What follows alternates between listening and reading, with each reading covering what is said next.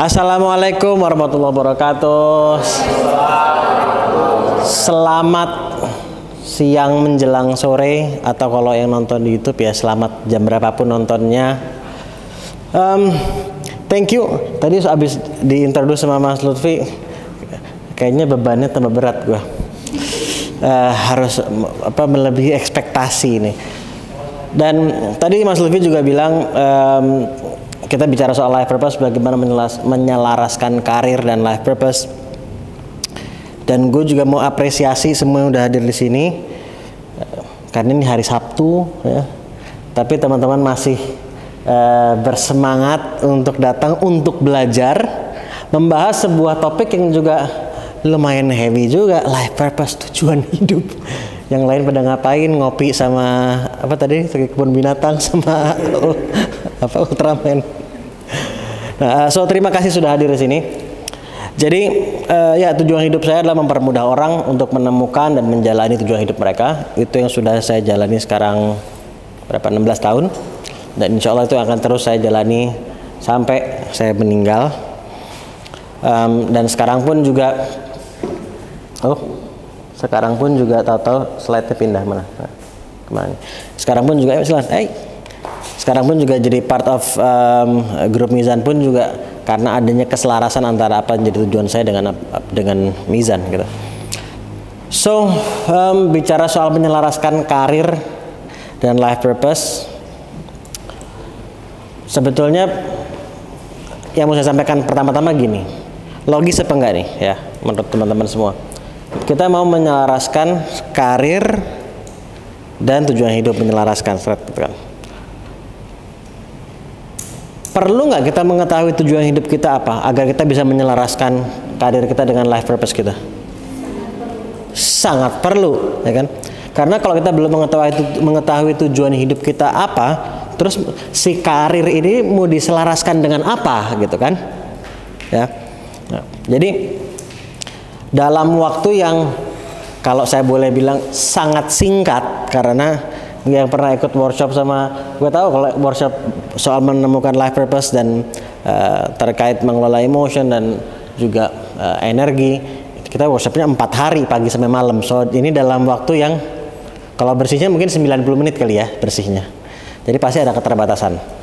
Tetapi paling tidak yang saya harapkan dari ini kecampur aduk ya, saya gue pokoknya sekeluarnya, yang saya harapkan dari at least saya sendiri dari sesi ini adalah paling tidak teman-teman pulang membawa sebuah pemahaman yang fresh, ya, yang juga mungkin sedikit men-challenge pemahaman sebelumnya tentang apa itu life purpose, gitu, ya. Dan insya Allah apa yang teman-teman bawa dari sesi hari ini juga akan membantu kalian untuk bisa lebih efisien, lebih hemat waktu dan energi dan mungkin biaya juga insya Allah dalam proses kalian untuk menemukan life purpose kalian, ya. So, jadi karena saya sudah menjalani, tadi saya bilang udah 16 tahun saya memfasilitasi orang dari umur berbeda, dari negara berbeda, dari benua berbeda, dari latar belakang berbeda, semuanya proses ini.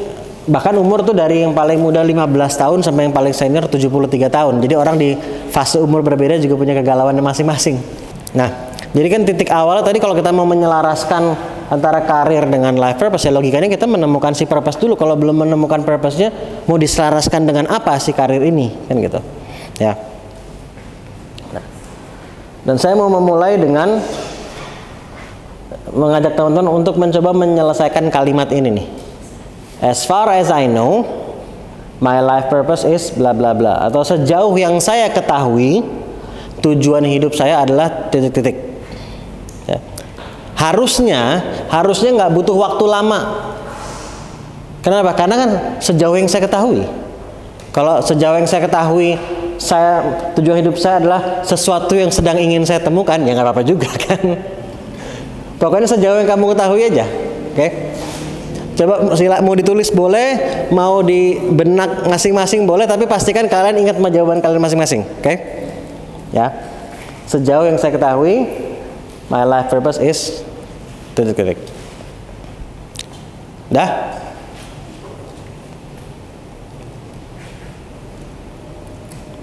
Oke. Sekarang jadi sebelum saya masuk ke bagian itu, saya pindah satu langkah ke belakang deh. Kalian pernah atau enggak punya pertanyaan-pertanyaan seperti bisa sedirect tujuan hidup saya apa ya gitu, atau sebaiknya saya berkarir di bidang apa ya, atau bakat-bakat gue apa ya, pertanyaan-pertanyaan yang kurang lebih temanya di sekitar situ deh. Pernah? Ya. Dan atau mungkin sedang punya gitu. Kita pasti semua pernah, at least sekali seumur hidup punya pertanyaan-pertanyaan yang di ranahnya di sekitar situ tuh, ya. Dan jiwa kita tahu itu adalah pertanyaan yang penting sebenarnya. Nurani kita tuh, dan nurani kita nggak akan bohong. Dan kalau kita nggak tahu jawabannya dengan sepenuh hati, ada rasa tidak nyaman gitu kan. Nah, kalau bahasa gampangnya sekarang ada kegalauan lah gitu, ya. Ada kegalauan. Apa? Ada keresahan, ya kan. Kalau mau pakai bahasa yang lebih kekinian, quarter life crisis. Itu, atau kalau yang udah lebih lanjut, midlife crisis gitu ya. Nah, di buku saya yang pertama, Hidup Mau Ngapain, tuh chapter pertama itu saya menulis mengenai, saya kasih judul hati-hati sama yang namanya, yang orang suka sebut quarter life crisis. Itu ada jebakan di kalimat itu, di istilah quarter life crisis itu, menurut saya, khususnya kata terakhirnya, crisis. Siapa juga yang suka sama krisis gitu kan.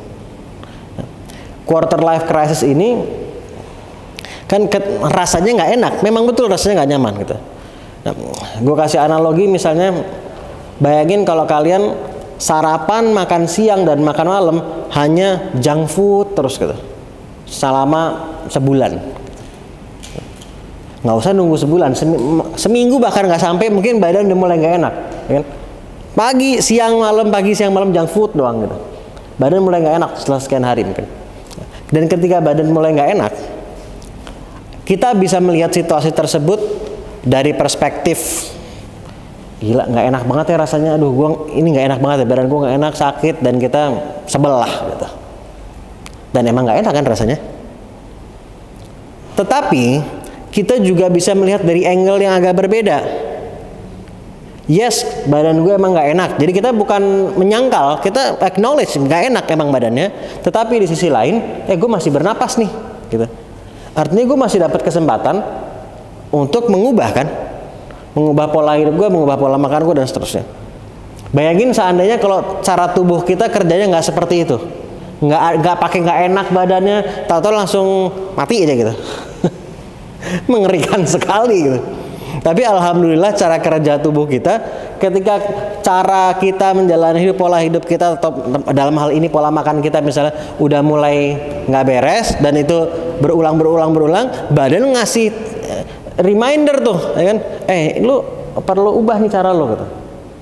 Itu kan badan nggak enak adalah reminder dari fisik kita, dari tubuh kita, bahwa kita perlu mengubah pola makan kita dalam hal ini misalnya, ya.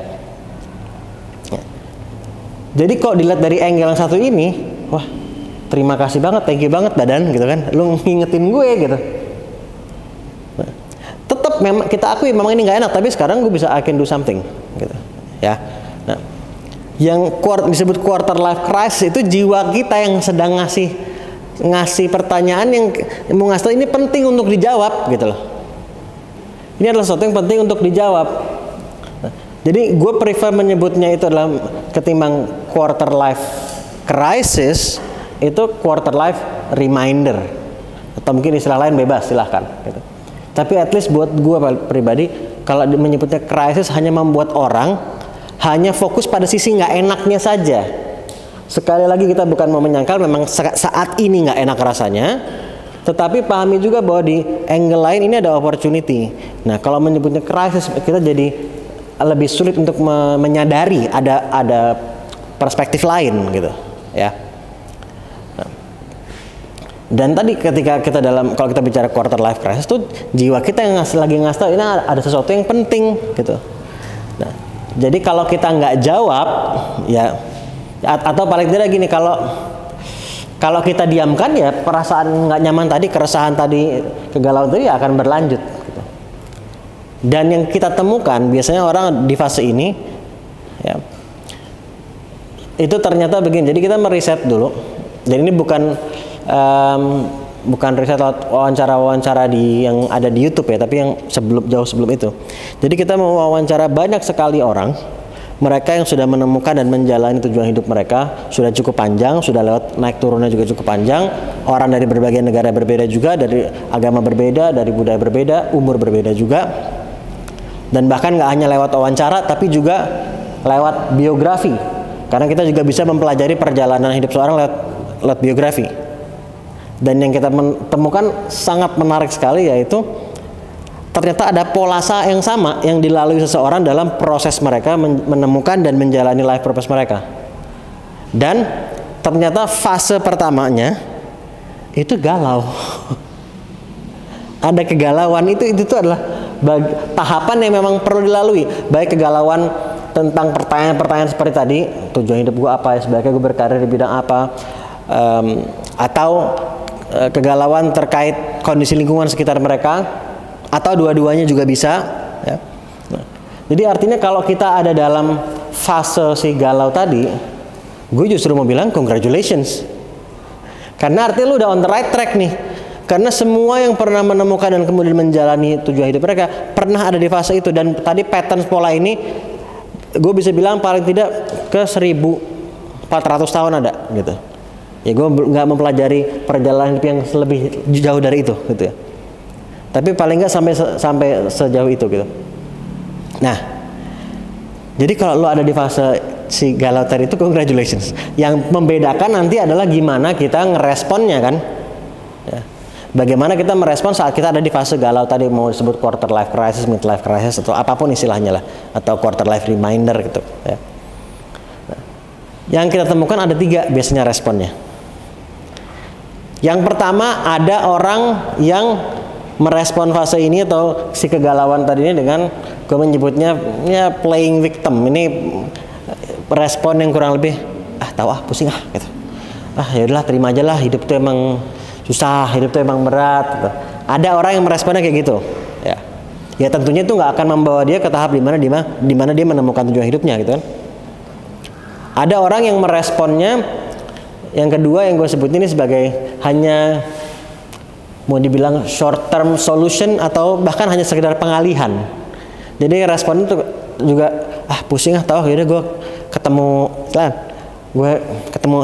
temen gue kayak, atau gue pergi kemana, nonton kayak, atau olahraga, pokoknya melakukan aktivitas-aktivitas lain yang sebetulnya boleh-boleh aja, aktivitasnya bagus-bagus aja, tapi tidak menjawab pertanyaan, hanya mengalihkan kita dari rasa tidak nyaman tadi.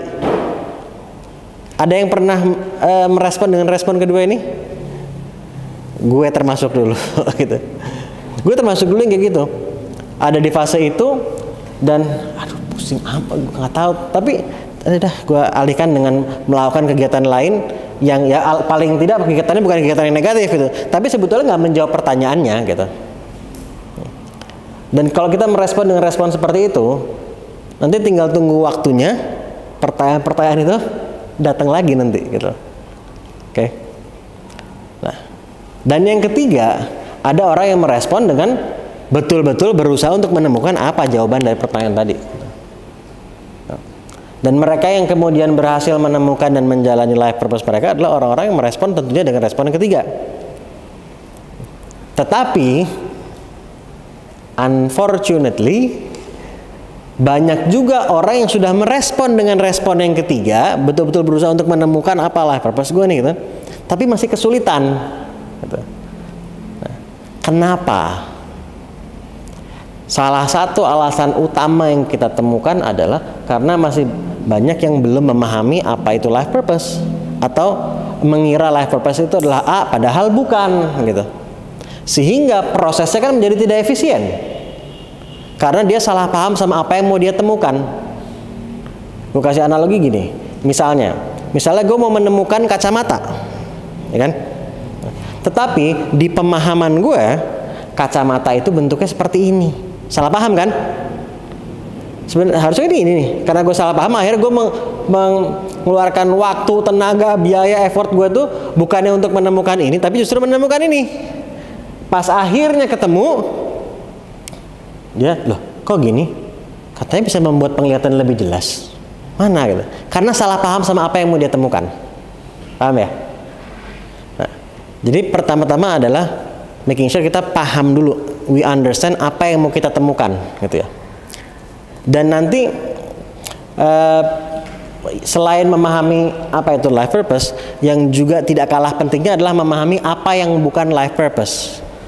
Atau dengan kata lain, kesalahpahaman yang sayangnya sudah cukup tertanam di benak banyak orang. Jadi ini yang mau kita angkat ke permukaan nanti. Jadi bukan hanya mau memahami life purpose itu apa, ya. Jadi misalnya life purpose itu adalah A gitu, tapi kita juga mau menjawab bahwa life purpose itu adalah A dan bukan B, bukan C, bukan D, bukan E, bukan F, itu kurang lebih. Nah, B, C, D, E, F ini kita juga akan angkat ke permukaan. Untuk pertama memahami dulu, so what is life purpose? Gue mau pakai analogi pakai handphone tadi aja. Nih, gue suka pakai analogi ini, paling enak. Handphone ini, kalau gue tanya apa aja manfaat yang bisa didapatkan dari handphone ini, misalnya gue mulai nih, bisa buat telepon, bisa buat apa lagi? Informasi, baca komik, apa lagi? Main game, apa lagi? Foto, terus apa lagi? Sampai jam 4 ya, apa lagi? Sebut apa lagi? Nah, jari networking, kayak apa lagi? Belajar, buat kerja, menghasilkan uang, hiburan, kalender, alarma, pengingat, macam-macam, banyak banget kan. Tapi kalau gue tanya sama kalian, what is the main purpose? Apa tujuan utama diciptakannya handphone ini? Sebentar, minum bentar. Kalau kita bilang mempermudah hidup gitu ya, itu jawabannya terlalu umum. Seandainya tujuan utama diciptakannya handphone itu mempermudah hidup, berarti tujuan utama diciptakannya handphone sama kursi sama dong. Jadi sebetulnya dibilang salah enggak, tapi incomplete, kurang spesifik lebih tepatnya gitu. Kan ada alasan tertentu kenapa ini diciptakannya sedemikian rupa, sedangkan si kursi ini diciptakannya seperti ini. Ada tujuan di baliknya dong, kan gitu. Jadi mempermudah ya, tetapi kan ada alasan yang lebih spesifik. What is the main purpose? Tadi dia bilang komunikasi kan. Terlepas fitur komunikasinya yang mana, ya. Kan lo nggak akan beli handphone gitu misalnya. Lo pergi ke toko nih cari handphone, terus yang jual bilang, oh handphone ini kalkulatornya bisa membaca pikiran kita, angkanya perhitungan kita baru terpikir sebuah perhitungan dia langsung bisa baca pikiran, langsung hasilnya muncul gitu. Terus kameranya juga bisa tahu selera kita. Kalau ada apa-apa di sekitar kita yang kira-kira kita akan suka, kita ingin jepret gitu, biar kita punya memorinya gitu. Dia akan terbang cari angle yang sesuai selera kita, akan motret sendiri gitu. Tapi nggak bisa pakai buat komunikasi, misalnya. Akan lu beli nggak tuh? Kalaupun lu beli pun, lu akan bilang itu bukan handphone, namanya itu kamera yang luar biasa keren atau kalkulator yang sangat canggih sekali, tapi bukan handphone gitu. Handphone karena dia dipakai untuk komunikasi, terlepas fitur komunikasi mau WhatsApp, mau SMS masih ada yang pakai nggak sih? Mau telepon, mau Zoom kayak mau email, whatever gitu, ya. Jadi main purpose-nya adalah komunikasi, karena handphone ini dia memberikan dampak terbesarnya ketika dia digunakan sebagai sarana komunikasi, terlepas fitur komunikasi yang mana. Nah, kalau kita mau lebih kritis, kita perlu tanyakan juga, loh, tapi kan ada dong situasi-situasi di mana fitur yang non komunikasinya juga sangat bermanfaat, ya kan? Ya betul. Tapi kalau kita bicara main purpose, ya. Nah ini, jadi ada 4 prinsip yang perlu kita pahami, dan 4 ini nggak harus berurutan, ya. Jadi gue menyampaikannya bukan berarti yang pertama lebih penting daripada yang kedua, nggak. Anggap aja ini kayak pilar gitu, jadi semua sama pentingnya. Nah, yang pertama adalah kalau kita bicara main purpose itu dia tidak bersifat situasional. Oke. Tujuan utama itu bukan bersifat situasional. Tadi gue bilang tujuan hidup gue adalah mempermudah orang untuk menemukan dan menjalani tujuan hidup mereka. Ketika gue melakukan itu, gue menghasilkan dampak terbesar dari diri gue pada orang lain atau pihak lain gitu. Tapi apakah artinya gue hanya bisa bermanfaat dengan cara itu doang? Enggak dong, banyak. Handphone tadi kan juga ada kalanya alarmnya sangat bermanfaat, ada kalanya kalendernya sangat bermanfaat, kan gitu kan? Ya. Tetapi itu sifatnya situasional, oke? Sedangkan kalau main purpose itu bukan sesuatu yang sifatnya situasional, oke? Yang kedua, kalau kita bicara soal main purpose, itu sifatnya khususnya life purpose ya, life purpose itu lifelong, sepanjang hidup. Tujuan kita misalnya Zoom, ya sepanjang Zoom. Tujuan lo SMP, selama lo SMP. Tujuan hidup ya sepanjang hidup. Oke. Ya. Kemudian yang ketiga, life purpose itu selalu konteksnya adalah serving others, untuk kebermanfaatan pihak lain. Kenapa begitu? Karena tidak ada ciptaan apapun yang diciptakan dengan tujuan utama, ya, tujuan utama untuk memberikan manfaat kepada si ciptaan itu sendiri. Nggak ada. Sebut semua benda yang ada di sekitar kita nih. Apa? Tuh, direkam pakai kamera, misalnya. Tujuan utama diciptakannya kamera untuk memberikan manfaat kepada si kamera atau pada penggunanya? Tujuan utama diciptakannya kaca di sini untuk memberikan manfaat kepada si kaca atau pada penggunanya? Tujuan utama diciptakannya Ali untuk memberikan manfaat kepada si Ali atau pihak lain. Selalu konteksnya adalah serving others. Oke. Terus berarti gue nggak boleh melakukan sesuatu yang membuat gue happy atau senang gitu? Bukan hanya boleh, sangat perlu. Nah, kayak happiness, kita bicara soal kebahagiaan misalnya, ya sangat-sangat perlu. Nanti kita akan masuk juga ke situ, kaitannya antara life purpose dan happiness juga.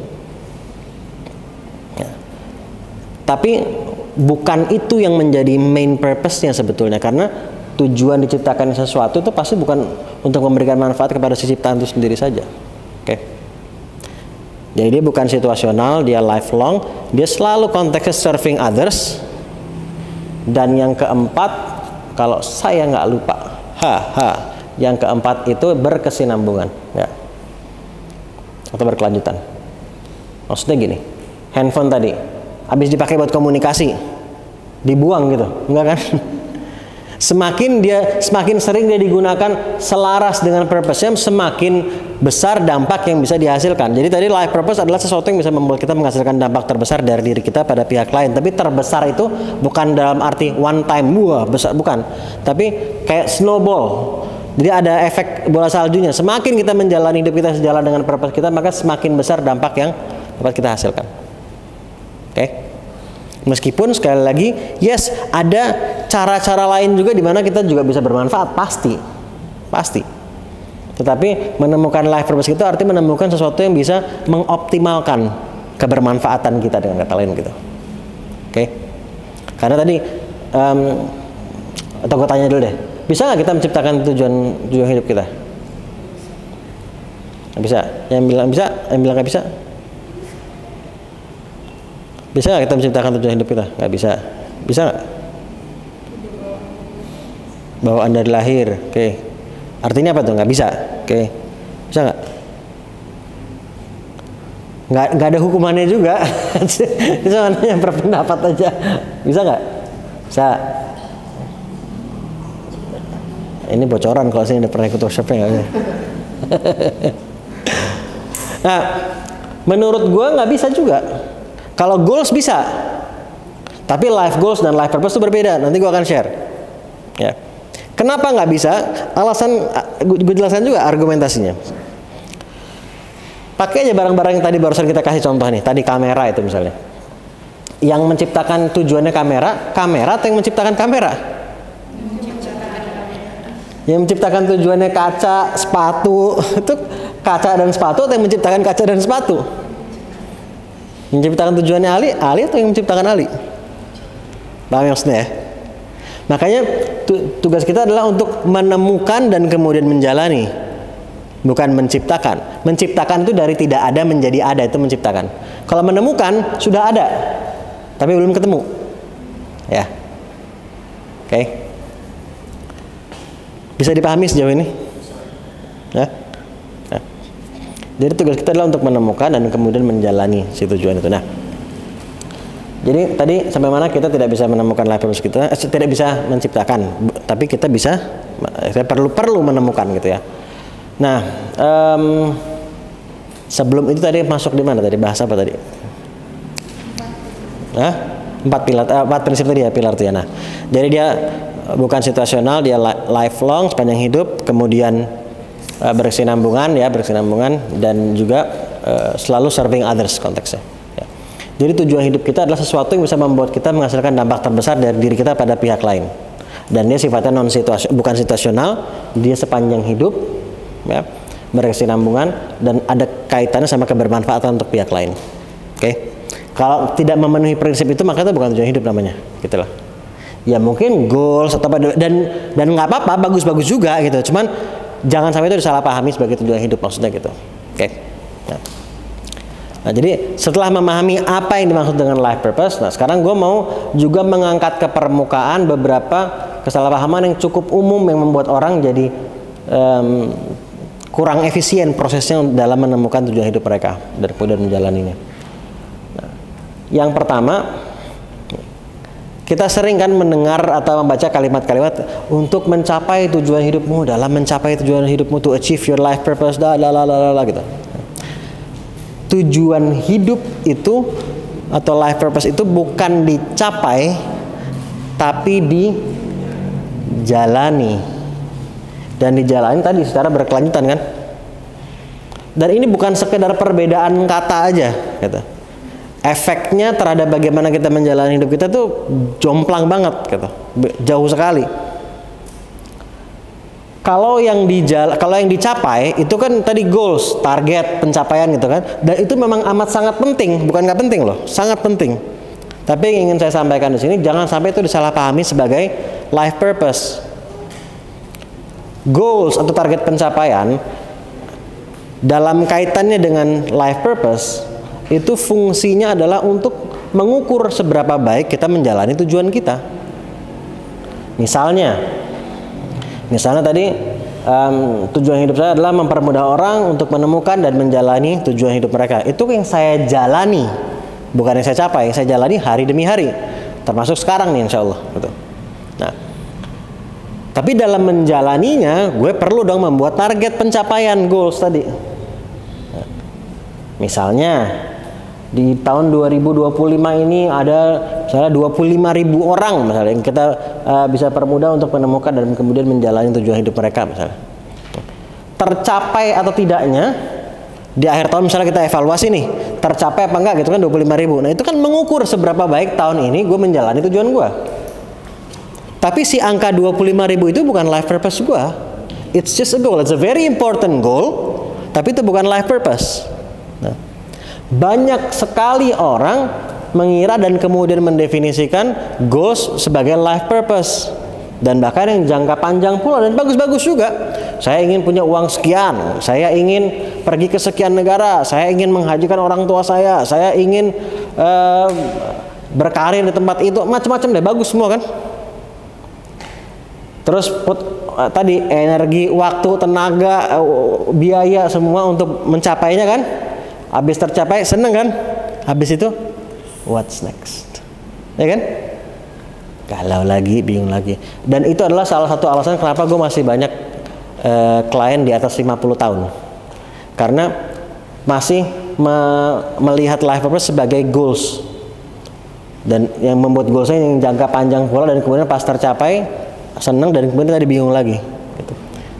Inilah yang tadi di awal gue bilang kenapa dengan memahami apa yang disampaikan hari ini, insya Allah paling tidak membantu kalian menghemat waktu, agar kalian prosesnya tidak harus melalui berbagai macam kesalahan demi kesalahan yang membawa kalian pada titik, oh ternyata bukan ini gitu. Nggak apa-apa sih artinya kalau kita paling tidak menyadari gitu kan. Jadi mereka yang menemukan di umur 50, 60, bahkan 70 pun juga itu bagus gitu. Tetapi kan kalau kita memahami ini, prosesnya bisa lebih efisien. Trial and errornya nggak harus sebanyak itu gitu. Paham ya? Nah, jadi life goals dengan life purpose adalah dua hal yang berbeda. Ya, dua-duanya penting, tapi jangan dipahami sebagai hal yang sama. Goals dalam kaitannya dengan life purpose adalah untuk mengukur seberapa baik kita menjalani tujuan kita. Dan kita bisa punya goals yang ada kaitannya secara langsung dengan life purpose kita. Dan boleh nggak menciptakan goals yang nggak ada hubungannya sama life purpose kita? Boleh juga kan? Ya bebas-bebas aja gitu, nggak apa-apa. Bagus-bagus aja juga. Gitu. Ya. So ini yang pertama. Kesalahpahaman yang kedua adalah soal profesi, memahami tujuan hidup sebagai sebuah profesi. Ya. Perhatikan pilihan kata gue tadi, memahami tujuan hidup sebagai sebuah profesi, satu. Ya. Tujuan hidup sama dengan satu profesi. Ya. Tadi kan, misalnya tadi kalau gue kasih contoh gue, dan ntar gue kasih contoh yang lain juga deh. Misalnya dari start dari gue dulu, misalnya mempermudah orang untuk menemukan dan menjalani tujuan hidup mereka. Profesi bisa macam-macam kan? Menulis bisa, membuat training bisa, coaching bisa, bikin konten bisa, macam-macam gitu. Sebagai entrepreneur juga iya gitu. Jadi profesi bisa banyak. Profesi dalam bahkan gini, sebelum situ, kalau kita menjawab apa tujuan hidup kamu? Oh, untuk menjadi penulis gitu. Oh, untuk menjadi YouTuber, menjadi aktor, menjadi aktris, menjadi musisi, menjadi dokter, menjadi apa lagi? Lawyer, apapun lah gitu ya. Itu yang namanya memahami tujuan hidup sebagai sebuah profesi gitu. Dan ketika kita memahami seperti itu ada dua layer kesalahpahaman di situ, dua lapis tuh. Layer pertama adalah kata menjadi sesuatu, itu kan kita sedang membuat target, kan? Untuk menjadi bla bla bla, itu kan target kan?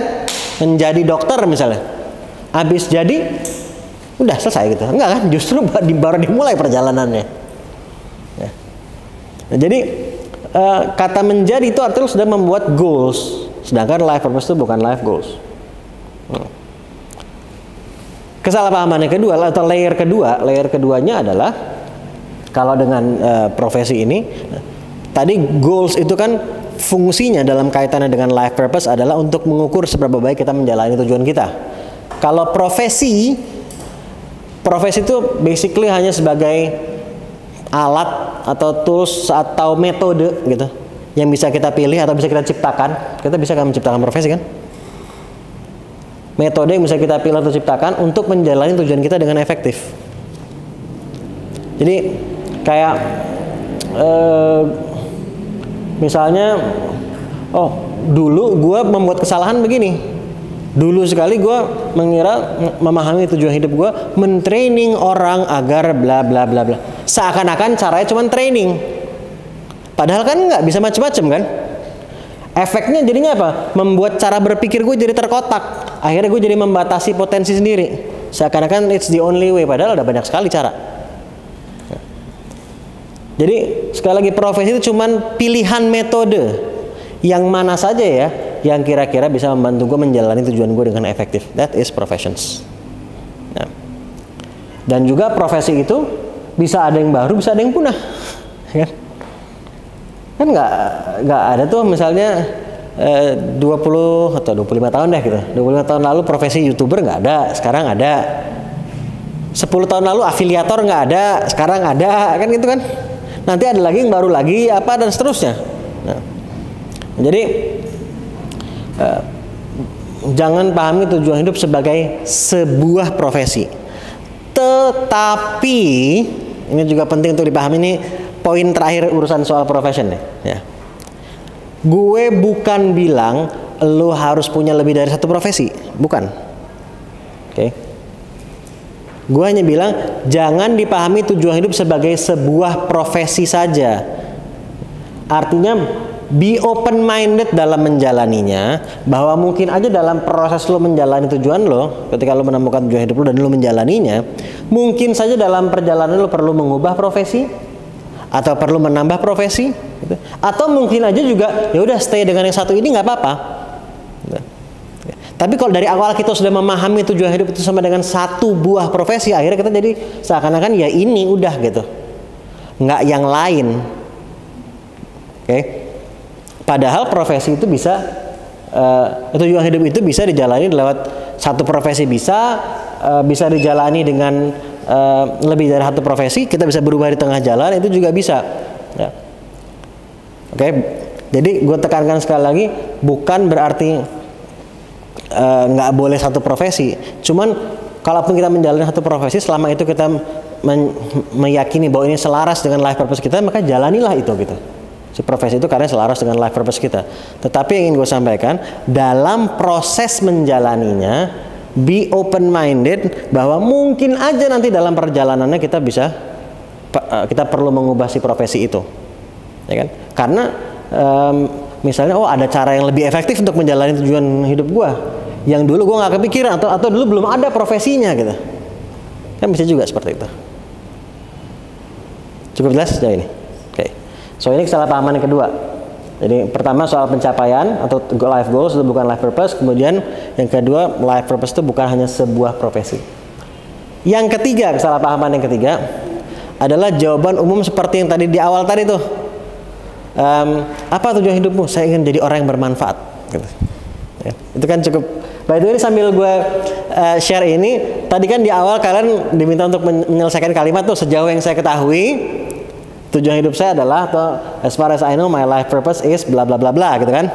Sambil di cross check juga dengan kesalahpahaman ini, masih masuk nggak? Apakah ada yang tulis misalnya goals atau sebuah profesi gitu, sambil di cross check.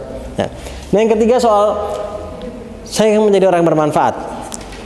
Sebenarnya itu mirip yang tadi gue bilang, itu bukan dibilang salah sama sekali, enggak, tapi incomplete gitu. Karena kalau kita bilang tujuan hidup saya adalah ingin menjadi orang yang bermanfaat gitu, itu sama aja kita bilang tujuannya handphone adalah untuk mempermudah hidup orang tadi itu kan. Ya sama, kursi juga untuk mempermudah hidup orang, ini ada clicker juga untuk mempermudah hidup gitu kan. Kalau nggak banyak orang, at least satu orang gitu kan. Jadi setiap produk atau setiap ciptaan gitu ya, itu pasti diciptakan untuk mempermudah one way or another gitu. Nah, tetapi ada alasan kenapa dia diciptakannya sedemikian rupa, yang satu lagi diciptakannya begini, yang satu lagi diciptakannya begitu. Ya, baik itu produk berupa benda, juga manusia yang diciptakan oleh Tuhan gitu. Kita diciptakan dengan keunikan masing-masing ini, bukan nggak ada tujuannya gitu. Ada tujuannya. Jadi yang dimaksud dengan menemukan life purpose itu yang spesifik, yang unik si personnya itu gitu. Nah, jadi tadi gue bilang kalau kalian menjawabnya masih saya ingin menjadi orang yang bermanfaat, again it's a good start. Tapi maju selangkah lagi, gali lebih jauh. Oke, gue ingin jadi orang yang bermanfaat. Apa ya yang bisa membuat gue memaksimalkan manfaat gue? Ketika gue melakukan apa ya gue bisa mengoptimalkan manfaat gue gitu. Jadi gali lebih dalam lagi. Dan tadi tujuan hidup adalah sesuatu yang bisa membuat kita menghasilkan dampak terbesar dari diri kita pada pihak lain kan? Kenapa gue bilang pihak lain bukan orang lain? Karena bisa aja pada hewan juga bisa, pada lingkungan juga bisa gitu ya. Tapi sesuatu yang bisa membuat kita menghasilkan dampak terbesar dari diri kita pada pihak lain. Dengan kata lain, mengoptimalkan atau memaksimalkan manfaat kita kan gitu juga sebetulnya maksudnya. Ya. Oke. So far, so good. Atau semakin berpikir terus tujuan hidup gue apa ya gitu. Ya seperti gue bilang, ini paling tidak ini bisa jadi modal insya Allah dari sini untuk agar proses kalian bisa tidak harus melalui berbagai macam trial and error. Nah, dibandingkan jika kalian tidak memahami ini gitu kan. Ya. So ini yang ketiga. Yang keempat kaitannya sama keluarga. Nah, kalau ditanya apa tujuan hidup kamu, saya ingin jadi suami yang baik, saya menjadi istri yang baik, saya menjadi ayah yang baik atau ibu yang baik, atau saya ingin menjadi anak yang berbakti sama orang tua gitu. Ya. Pertama-tama that's good, tapi itu mah wajib. Kalau lo menikah, ya wajib untuk terus belajar menjadi istri yang lebih baik atau suami yang lebih baik. Kalau lo punya anak, wajib untuk terus belajar menjadi ayah yang lebih baik ataupun ibu yang lebih baik. Kita sebagai anak wajib untuk terus belajar menjadi anak yang lebih berbakti. Dan cara berbakti itu banyak sekali, nggak cuma satu gitu. Banyak sekali cara berbakti sama orang tua juga gitu. Jadi yang gue sampaikan tuh begini, tujuan hidup kita tuh bukan hanya di ruang lingkup keluarga saja, itu maksudnya. Oke. Nah, kalau gue kasih analogi kayak pesawat terbang, gitu, tapi dia di runway terus, nggak take off. Gitu. Ya bisa di situ, gitu ya. Tetapi potensi itu lebih besar sebetulnya. Oke. Nah, setelah gue sampaikan ini barusan, ada catatan penting juga yang jangan sampai disalahpahami, ya. Yang gue sampaikan ini bukan berarti terus kita menemukan tujuan hidup kita menjalaninya, terus keluarga terbengkalai. Itu juga ngaco namanya. Yang namanya wajib ya diutamakan, gitu loh. Wajib itu harus diutamakan. Ya. Makanya gue tadi bilang bukan hanya. Kalau bukan hanya itu kan berarti termasuk dong. Tapi start dari lingkaran terkecil dulu pasti, gitu. Tapi potensi kita tuh sebetulnya lebih besar, gitu loh. Apa yang bisa kita lakukan. Tapi dalam perjalanan kita menjalani tujuan hidup kita pun setelah kita menemukannya, bisa saja mungkin ada situasi-situasi tertentu di mana kita perlu melakukan penyesuaian, adjustment, karena mungkin ada keluarga yang dalam kondisi tertentu dan seterusnya, di mana kita terus mungkin agak sedikit ngerem atau skala apa yang kita lakukan perlu dikurangi sedikit karena kita harus fokus energi pada keluarga. Dan itu normal dan itu memang sudah selayaknya begitu, karena yang tadi yang wajib pasti harus diutamakan, gitu ya. Tapi yang gue sampaikan tadi bahwa potensi kita tuh bukan hanya lebih besar dibandingkan hanya di ruang lingkup keluarga saja. Itu yang gue maksud, ya. Satu lagi misunderstanding tentang life purpose yang ingin gue share di sini, nyambung sama yang tadi kita sempat sebut soal happiness tadi itu, ya. Apa tujuan hidup kamu? Saya ingin bahagia, gitu. Siapa juga nggak pengen, gitu kan? Itu pasti ingin ya happy, gitu.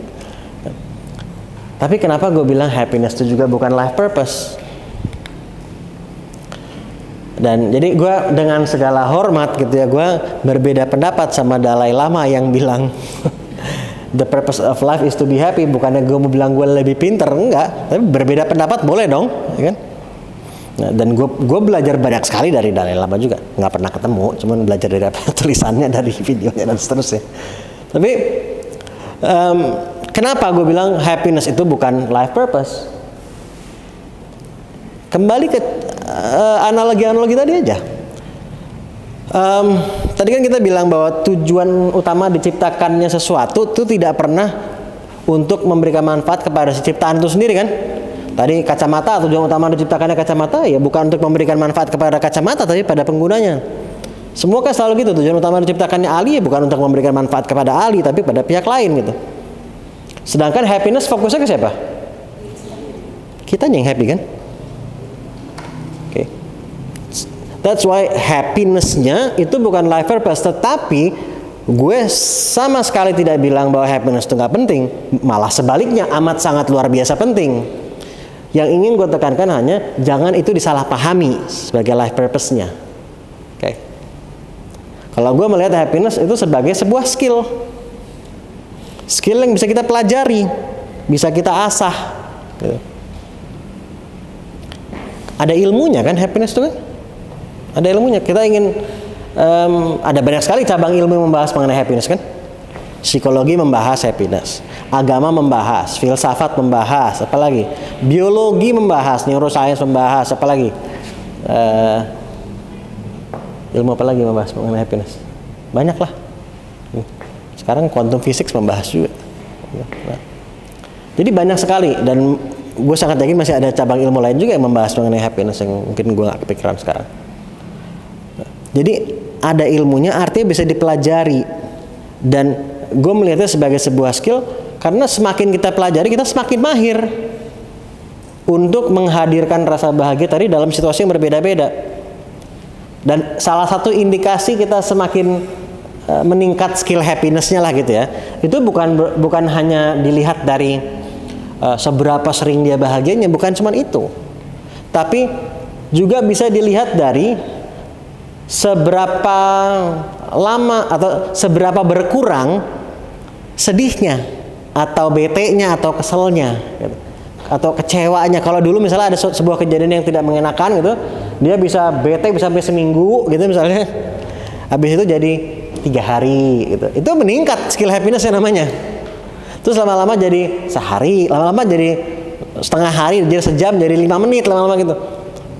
Jadi bukan berarti nggak pernah merasakan negative emotion. Kita ini manusia, pasti ada rasanya, dan bahkan ada gunanya juga gitu. Yang namanya negative emotion itu. Nah, kita perlu belajar mengelola gitu. Gue sendiri, gue pribadi prefer menggunakannya ketimbang mengendalikan emotion, itu mengelola. Ini pilihan pribadi ya. Karena buat gue kayak mengendalikan tuh kayak struggling banget gitu. Mengendalikan gitu, kayaknya gitu rasanya. Tapi kalau mengelola tuh oke, kayak dikelola gitu. Ini visual gue sendiri aja sih. Nah, jadi mengelola emotion. Nah, management itu kan ada ilmunya kan? Ya sini managing kan, managing emotion. Dan kita manusia adalah emotional being. Manusia ini adalah makhluk emotion gitu. Bahkan ketika seseorang bilang, saat ini gue nggak bisa merasakan apa-apa gitu. Itu artinya maka itulah yang dia rasakan. Dia sedang merasa seperti itu gitu loh. Nah jadi kita adalah emotional being. Makanya sebetulnya apapun keseharian kita, dan mau ngomongin life purpose atau enggak pun, belajar mengenai how to manage our emotion itu luar biasa penting sebetulnya. Karena itu kan kita kejar juga.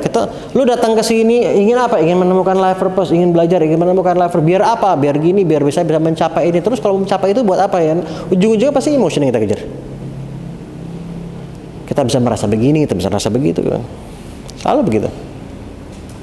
Nah, jadi happiness is a skill, ada ilmunya, ya.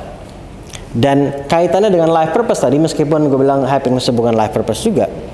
Tetapi dengan kita mengasah, meningkatkan skill happiness kita atau skill kita dalam mengelola emotion ini, itu juga bisa membantu kita agar lebih efektif menjalankan life purpose kita.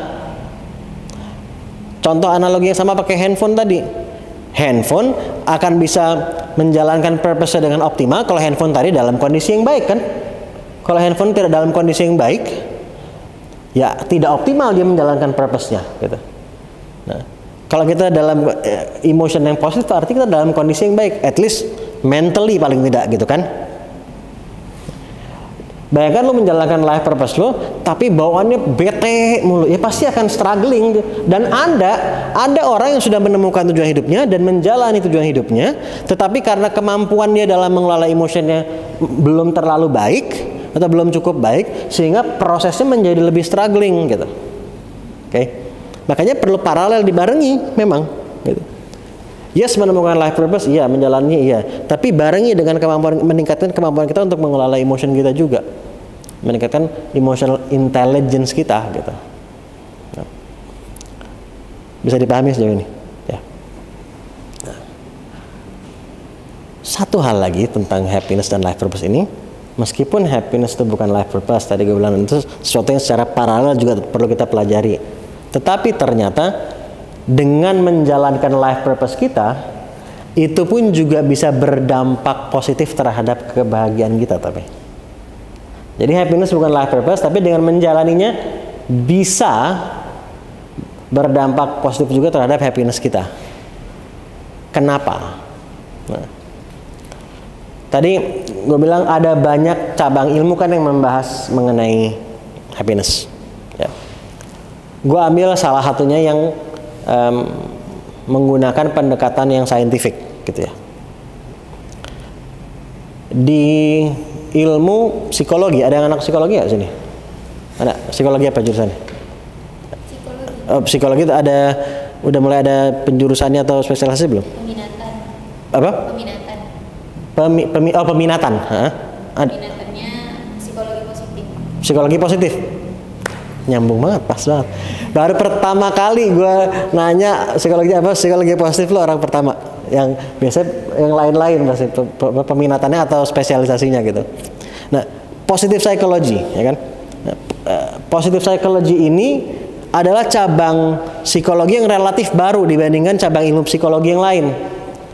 Psikologi itu kan udah berapa tahun umurnya? 100 sekian puluh tahun at least gitu kan. Dan psikologi pada umumnya itu kan berfokus pada bagaimana untuk mensupport mereka yang sedang punya tantangan secara psikologis agar bisa dapat in a way baik kembali gitu kan kondisi psikologisnya. Nah, tetapi kalau positive psychology ini umurnya mungkin baru 25 tahun sekitar kalau nggak salah. Ya sekitar 24-25 tahun. Jadi relatif baru dibandingkan cabang psikologi yang lain. Nah, kalau positive psychology fokusnya adalah bagaimana mereka yang secara psikologis bisa aja yang orang-orang yang relatively oke aja gitu. Tapi bagaimana bisa meningkatkan average level of happiness-nya. Happiness ada average-nya, bisa diukur. Yes. Kalau tertarik ada pelajari positive psychology silahkan. Kalau mau membaca sebuah buku yang bisa gue rekomen, salah satunya adalah Authentic Happiness yang ditulis oleh Profesor Martin Seligman. Dia adalah salah satu co-foundernya dari bidang positive psychology ini. Nah, di Indonesia bukunya Mizan juga yang menerbitkan, itu judulnya versi Indonesia adalah Kebahagiaan Sejati. Nah, tapi ini buku ini banyak membahas riset ya, gitu. Jadi karena pendekatannya saintifik. Nah, di Authentic Happiness ini Profesor Seligman itu membagi hidup yang bahagia menjadi 3 kategori atau 3 level bisa dibilang. Nah, level yang paling bawah itu yang dia sebut sebagai a pleasant life. A pleasant life ini hidup yang fokus utamanya adalah terus-menerus untuk mendapatkan pleasure. Pleasure ini kalau buat gue sebetulnya bukan kebahagiaan, tapi kesenangan kalau pleasure itu. Nah, tapi menariknya adalah ternyata mereka yang di levelnya ini a pleasant life ini, ya, ketika di riset ternyata dengan bertambahnya pleasure dalam hidup mereka, ternyata tidak berbanding lurus dengan bertambahnya kepuasan hidupnya. Kenapa? Jawabannya kita pindah ke cabang ilmu lain. Kita mampir ke biologi sebentar. Dalam hal-hal yang sifatnya pleasure atau kesenangan, itu tubuh kita memproduksi zat yang namanya dopamin. Kalau teman-teman pasti pernah dengar kan? Nah, dopamin ini amat sangat penting untuk well-being kita, untuk mental health kita. Ya. Tetapi dopamin itu dia punya efek adiktif, oke? Jadi bisa ada bikin efek kecanduannya, dan dopamin ini stay di tubuhnya nggak lama, jadi efeknya sebentar. Dan dopamin ini lebih banyaknya dari hal-hal yang sifatnya material atau duniawi, gitu ya. Jadi lo makan makanan yang lo suka, lo punya barang-barang yang lo suka, lo beli barang yang lo suka misalnya, atau lo pergi ke tempat lo suka.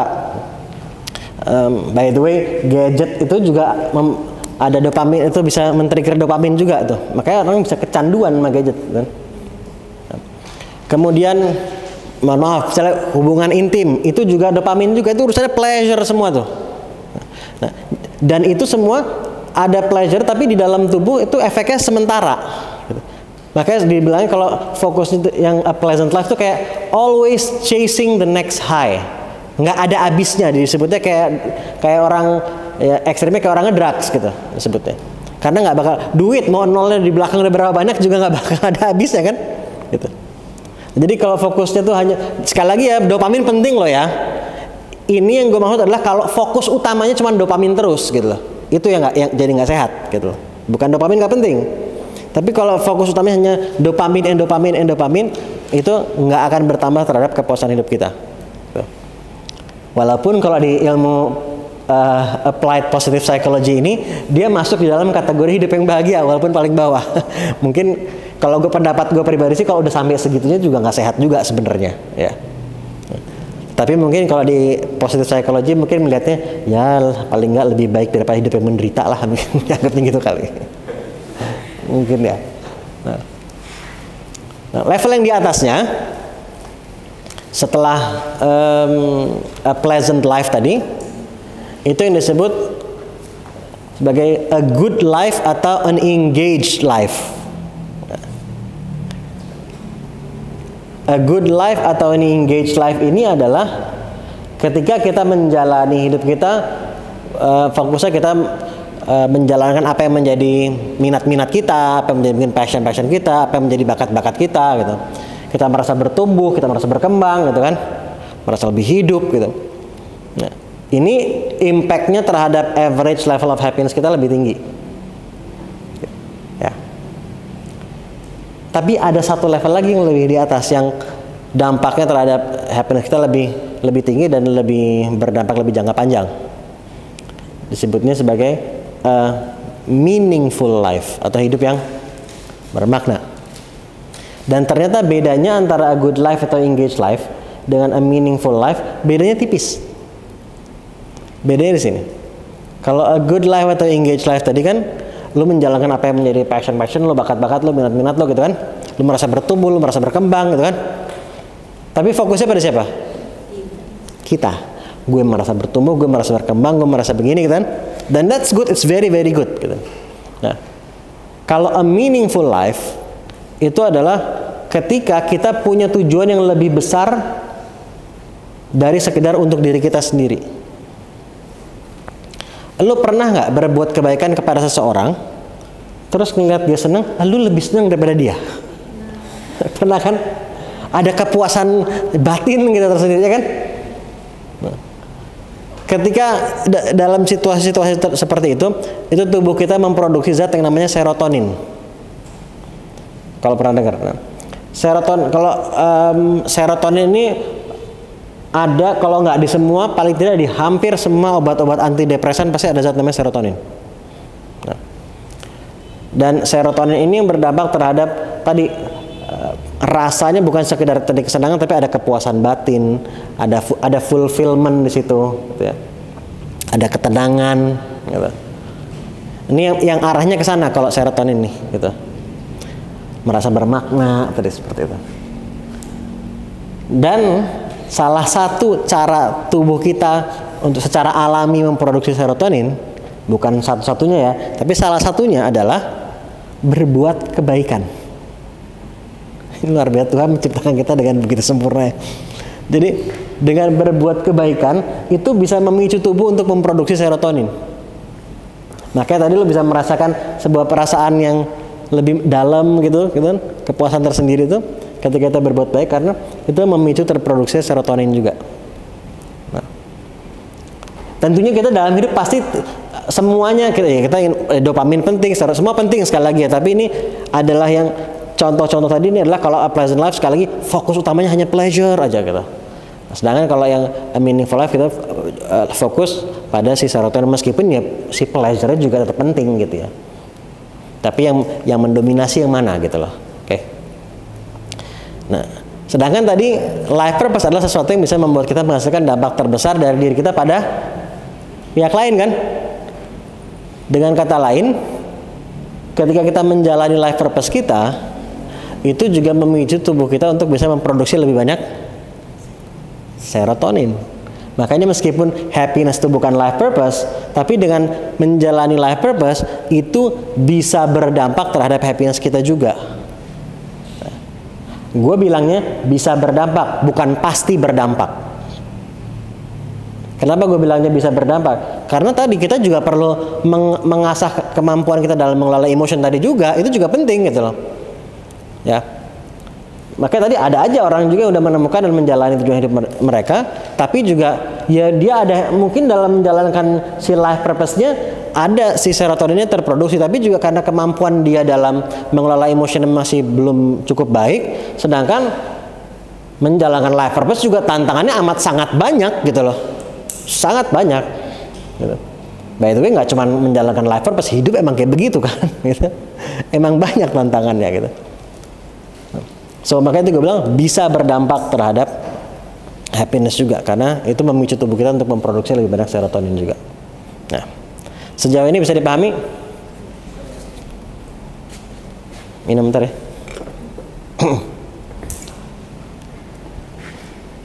Ada nggak yang kalian tulis tadi? Sejauh yang saya ketahui tujuan hidup saya adalah titik-titik, kan? Ada nggak yang masuk di kategori 5 itu? Ada ya? Dengan mengetahui berarti ini kan juga berarti jawaban juga gitu kan? Jadi jangan melihat saran, kalau saran gue ya, jangan melihat kalau ternyata ada yang kalian tulis itu masuk di dalam kategori kesalahpahaman tadi, jangan dilihat sebagai sesuatu yang negatif, tapi dilihat gue dapat clarity sekarang kan, gue menjadi lebih tahu sekarang, paling nggak gue nggak harus lebih banyak menghabiskan waktu di kesalahpahaman tadi itu ke depannya gitu. Udah ngambil ini tapi nggak minum-minum.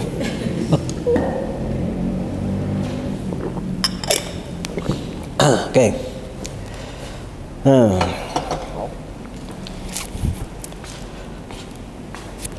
Dari tadi kan gue bicara soal apa itu life purpose, apa yang bukan life purpose, ya.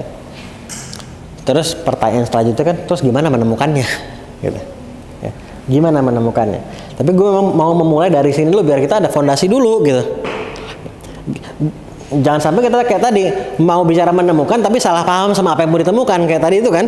Ya. Jadi ada fondasi dulu, memahami apa yang mau ditemukan. Nah, terus gimana menemukannya? Kalau kalian perhatikan dari tadi gue sering berbicara antara menemukan dan menjalani life purpose, menemukan dan menjalani. Jadi ini dua hal yang memang berkaitan tapi berbeda. Ya. Tantangannya berbeda. Rasa takut yang dihadapi berbeda, macam-macam gitu. Nah, dari apa yang kita riset waktu kita mau wawancara banyak sekali orang, kita selalu tanya gitu tentang proses menemukan ini gimana kalau perjalanan mereka gitu ya. Dan salah satu hal yang sangat menarik adalah semuanya tanpa terkecuali nih ya. Meskipun ngomongnya dengan cara berbeda tapi esensi sama semua. Ketika kita masih dalam fase menemukan, bukan menjalani tapi menemukan, lebih banyaklah menggunakan rasa ketimbang logika. Bukan nggak pakai logika ya, tapi lebih banyaklah gitu. Kenapa begitu? Tujuan hidup kita adalah ya punya kita gitu kan, our unique purpose kita kan. Nah, so spesifik ke kita 100% kita. Sedangkan logika kita hari ini itu sudah terbentuk dari pengaruh orang-orang lain, dari apa yang kita baca dari orang lain, dari apa yang kita dengar dari orang lain. Jadi logika kita hari ini itu tidak 100% pure kita gitu. Sedangkan kalau kita ke nurani kita ya, jadi bukan cuma soal rasa dan nurani lebih tepatnya ya, rasa dan nurani. Kan nurani kita nggak akan bohong gitu. Nanti bisa aja logikanya mencoba mengalihkan sana sini gitu ya, merasionalisasi kadang-kadang logika itu. Tapi kalau kita betul-betul luangkan waktu untuk mendengarkan si nurani ini, itu cara yang lebih efektif untuk menemukannya. So itu alasan pertama. Dan yang kedua juga begini, kalau lu sedang dalam fase menemukan dan lu bombardir diri lu dengan pertanyaan-pertanyaan logika, lu nggak akan maju. Ntar duitnya dari mana gitu? Terus yang ngebantuin siapa? Nah ini gimana? Nah itu pertanyaan yang logis kan gitu. Tapi kalau kita masih dalam fase menemukan, kita hajar terus sama pertanyaan-pertanyaan logika tadi, nggak akan maju-maju loh. Kemudian sekali lagi kita punya keterbatasan waktu di sini ya. Jadi di antara beberapa hal yang bisa kita gunakan sebagai clue lah kalau gue boleh bilang gitu untuk menemukan life purpose kita, gue mau share paling tidak salah satunya deh gitu, yang bisa kalian manfaatkan. Salah satu hal yang bisa digunakan sebagai petunjuk atau clue dalam menemukan life purpose adalah lu punya kepedulian sama topik apa saja, topik apa saja atau isu apa aja atau bidang apa saja gitu ya. Dan ketika gue bilang kepedulian, bukan hanya ketertarikan, beda. Contohnya gini, misalnya gue ambil contoh topiknya misalnya kalau gue suka ngasih contoh tuh yang sangat relate buat gue pribadi adalah dunia perfilman. Gue amat sangat tertarik sama dunia perfilman. Gue suka nonton film, gue ngikutin penulis naskah berbeda-beda, sutradara berbeda-beda, awards lah, festival lah, kemudian dulu punya bisnis persewaan film. Jadi gue dari dulu sangat tertarik sama dunia perfilman. Tapi kalau lu tanya sama gue, lu peduli nggak sama dunia perfilman? Jawabannya jujur, enggak. Kenapa? Karena sampai saat ini gue tidak pernah punya keinginan untuk berkontribusi sama dunia perfilman. Selama ini gue mengikuti, gue tertarik karena how it makes me feel. Apa dampaknya kepada gue? Bukan karena gue ingin berkontribusi keluar sana. Oke? Sedangkan peduli itu ketika lu mulai punya keinginan untuk berkontribusi pada topik tersebut atau isu tersebut atau bidang tersebut, terlepas lu sudah melakukan sesuatu atau belum. Oke. Karena peduli itu levelnya bisa berbeda-beda, tapi kita nggak akan masuk terlalu dalam ke sana hari ini, ya. Tapi paling nggak start dari situ dulu. Lu punya kepedulian sama topik apa saja. Karena tujuan hidup kita pasti berhubungan dengan at least salah satu topik yang kita punya kepedulian. Misalnya tadi gue bilang life purpose gue mempermudah orang untuk menemukan dan menjalani tujuan hidup mereka.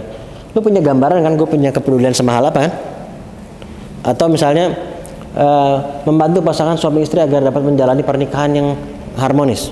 Kebayangkan orang itu punya kepedulian sama hal apa? Atau membantu masyarakat agar bisa melek secara finansial, agar misalnya kurang lebih gitu. Kebayangkan orang itu punya kepedulian sama hal apa? Membangun industri kreatif di Indonesia agar bla bla bla bla. Kebayang juga orang itu punya kepedulian sama hal apa kan? Jadi life purpose pasti ada kaitannya sama at least salah satu topik yang lu punya kepedulian. Nah. Dan salah satu cara lain untuk mengidentifikasi lu punya kepedulian sama hal apa, tentunya yang pertama gini, lu harus tahu juga ada topik apa aja di luar sana. Kitanya juga harus mengupdate diri kita juga. Gimana kita bisa tahu kita punya kepedulian sama topik apa, kalau kita nggak tahu ada topik apa aja di luar sana kan gitu kan? Nah. Dan kemudian refleksikan kembali kepada diri kita. Apa yang lu rasakan? Tadi ingat mengolah rasa. Jadi bukan cuma soal logika tapi pakai rasa tadi itu. Rasa dan nurani tadi. Dan cara lain juga adalah isu apa yang bikin lu marah. Bikin lu kesel gitu. Bikin lu geram atau whatever gitu. Karena bisa juga itu digunakan sebagai cara untuk mengidentifikasi, mengeksplor dan mengidentifikasi lu punya kepedulian sama topik apa. Kalau lu nggak peduli, lu nggak akan sebegitu keselnya gitu lah. Oke? Bisa dipahami sejauh ini? Tapi kuncinya nanti even lu mengeksplor keluar ada topik apa saja di luar sana, ya, kan tetap dibalikan lagi ke dalam. How do you feel? Jadi menemukan life purpose ini kan bagian terbesarnya adalah proses mengenal diri kan sebetulnya at the end of the day. Jadi makanya banyak prosesnya tuh ke dalam gitu. Banyak prosesnya tuh perlu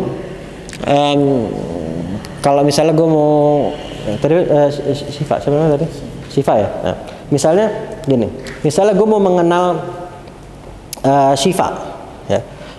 Kalau gue mau mengenal Siva dengan baik kan gue harus sering berinteraksi sama dia kan. Satu, frekuensi interaksinya. Kedua, kualitas interaksi seperti apa. Kalau frekuensinya banyak tapi kualitasnya cuma di permukaan doang ngobrolannya, gue nggak akan mengenal baik Siva gitu kan. Nah, menemukan life purpose itu salah satu bagian terbesar adalah soal mengenal diri kan. Nah, kalau gue mau mengenal diri, maka seperti gue mau mengenal Siva dengan baik, gue harus interaksi dengan Siva, ya kan? Dan interaksi yang berkualitas. Mau mengenal diri, kita juga harus sering berinteraksi sama si diri ini gitu. Yang berkala dan juga yang berkualitas interaksinya. Lu mau menyebutnya self reflection, berkontemplasi, apapun istilah yang mau lu pakai silahkan gitu. Tapi esensinya ada proses ngobrol sama diri kita sendiri, tapi ngobrol yang berkualitas.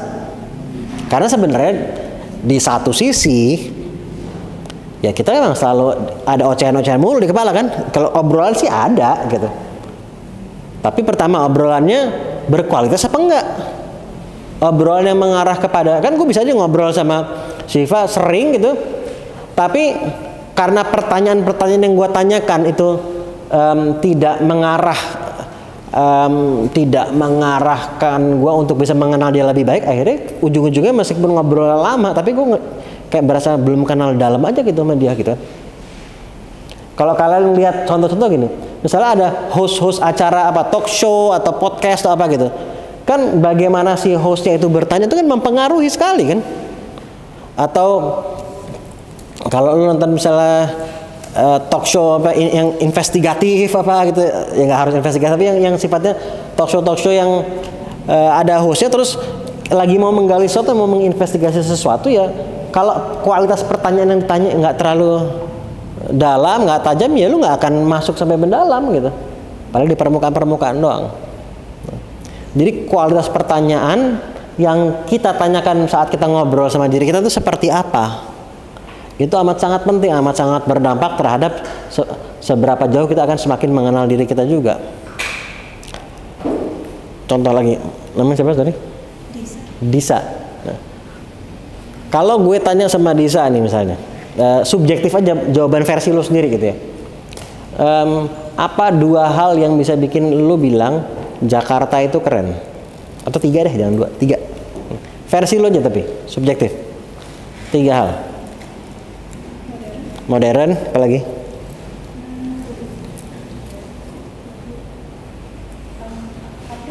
Update ya, kayak modern, updated, apa lagi?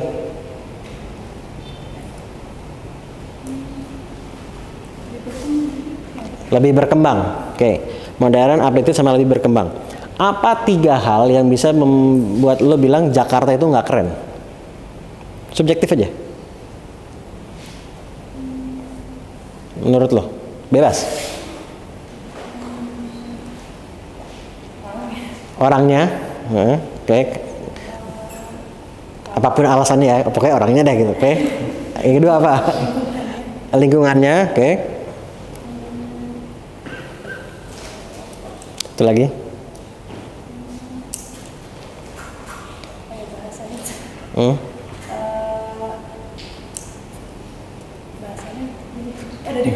It's okay, gak apa-apa.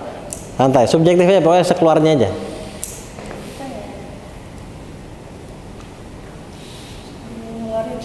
Gak apa-apa, kita masih ada 6 jam kok. Gak apa-apa. Tadi orangnya, lingkungannya, terus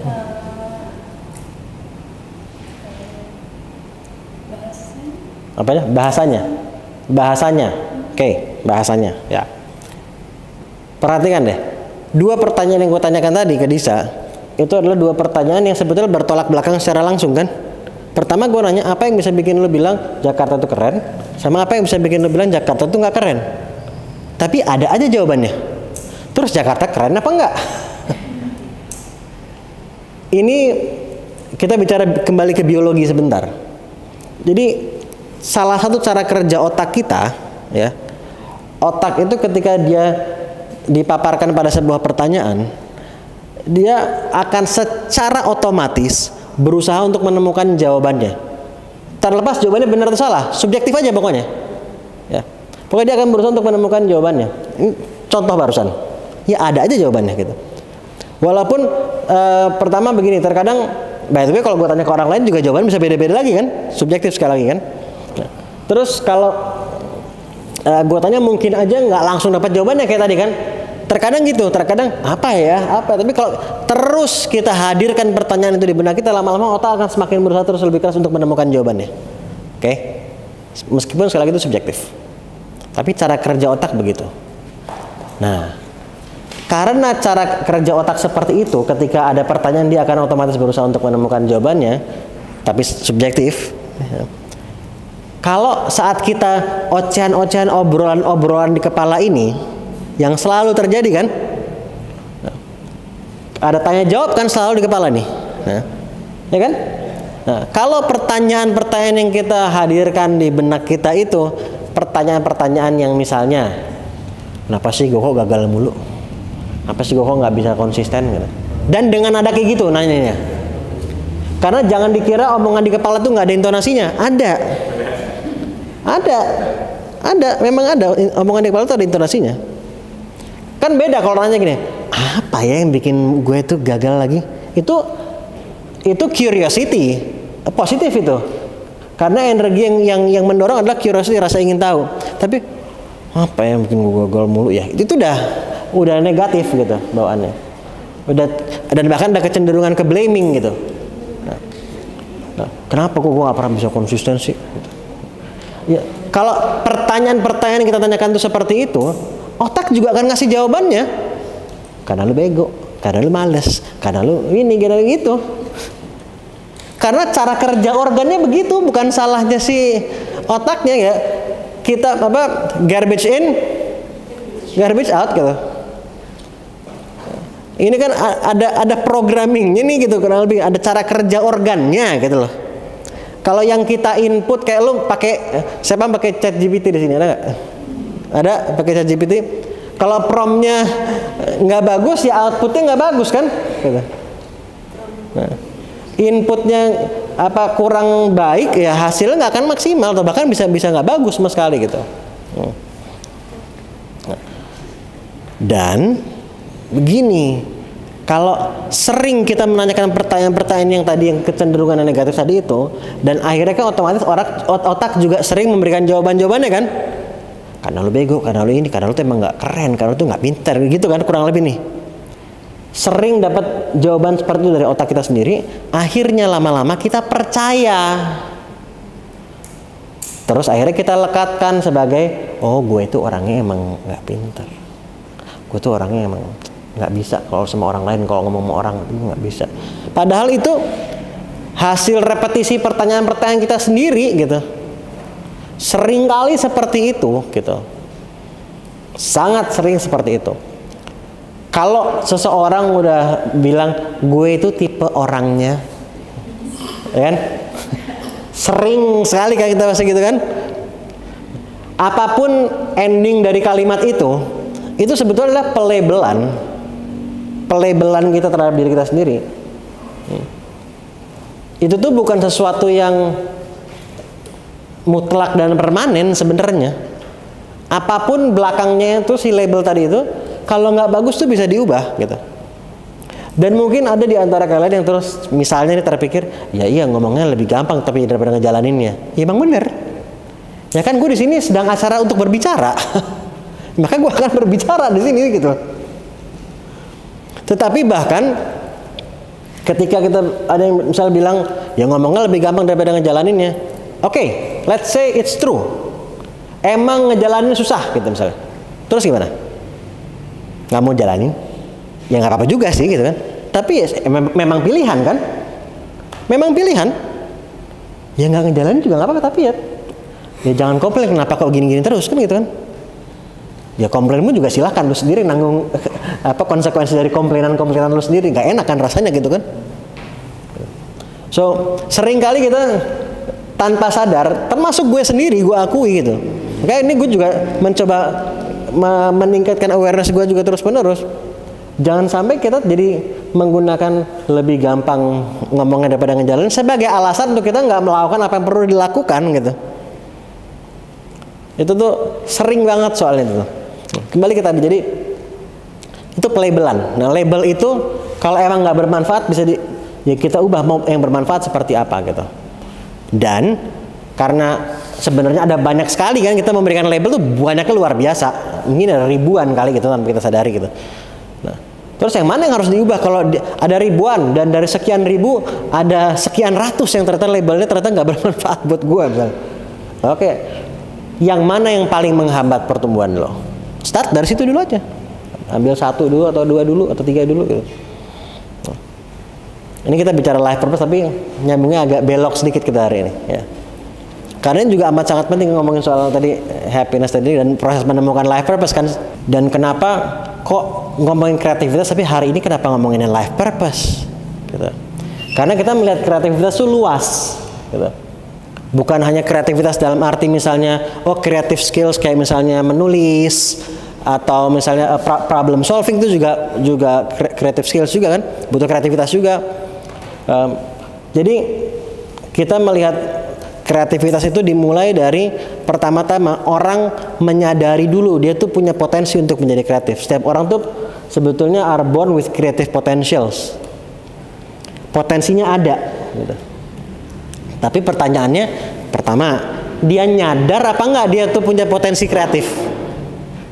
Yang kedua, kalau nyadar terus digunakan apa enggak, diakses apa enggak si potensi itu kan? Nah, makanya karena ada fase kita juga perlu menyadari, kan ada orang yang suka, gue sih orang nggak kreatif, kalau gue mah, dia tuh yang kreatif kan? Itu sebetulnya bukan dia tidak kreatif, dia tidak menyadari dia punya potensi untuk menjadi kreatif. Makanya bagian dari sesi yang kita share pun juga ada yang sifatnya nanti mulai bulan depan akan ada yang sifatnya yang creative skills yang lebih teknis, ya. Ada yang juga sifatnya mengenal diri kayak hari ini gitu. Jadi kita ada 4 pilarnya di Mizan Conscious Creativity ini. Yang pertama adalah access, use, collaborate, dan celebrate.